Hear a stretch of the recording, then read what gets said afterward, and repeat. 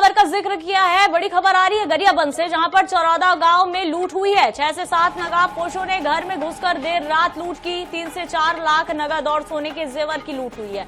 चाकू की नोक पर लूट की गई। घर के सदस्यों को एक कमरे में बंद कर छीना गया मोबाइल।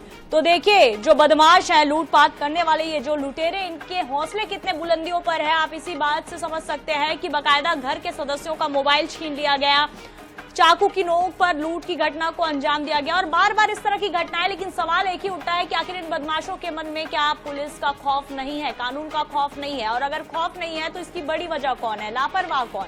ये बड़े सवाल भी उठ रहे हैं, क्योंकि आए दिन कहीं ना कहीं आम इंसान जो है इस तरह की लूट का शिकार हो रहा है, पीड़ित परेशान है, लेकिन किसी भी प्रकार का डर इन बदमाशों के बीच नहीं देखा जा रहा है। तो ये एक बड़ा कारण भी हो जाता है, ऐसे बदमाशों पर अंकुश कैसे लगाया जाए। बिल्कुल, ये जो बदमाश हैं वो अभी पुलिस प्रशासन के लिए टेढ़ी कीड़ साबित हो रहे हैं। तो चाकू की नोक पर लूट की वारदात को अंजाम दिया गया। गरियाबंद से ये जानकारी आपको बता रहे थे।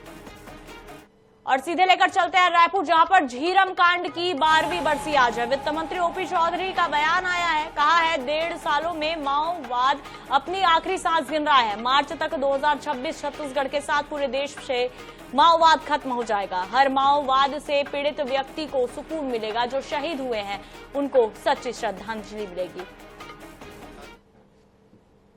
निश्चित रूप से इस दिशा में लगातार काम हुए हैं और पिछले 1.5 सालों में जिस तरह से माओवाद के खिलाफ नरेंद्र मोदी जी, अमित शाह जी के नेतृत्व में और हमारे प्रदेश में मुख्यमंत्री जी के नेतृत्व में जिस तरह से माओवाद के खिलाफ अभियान चला है, और उससे निश्चित रूप से माओवाद अपनी आखिरी सांसें गिन रहा है।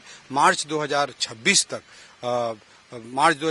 तक अमित शाह जी ने ऐलान किया है कि भारत को माओवादी हिंसा से पूर्णतः मुक्ति दिलाएंगे। और मैं मानता हूं कि हर माओवाद से पीड़ित व्यक्ति के लिए ये सबसे सुकून का क्षण होगा, और जो शहीद हुए हैं उनको सच्ची श्रद्धांजलि होगी।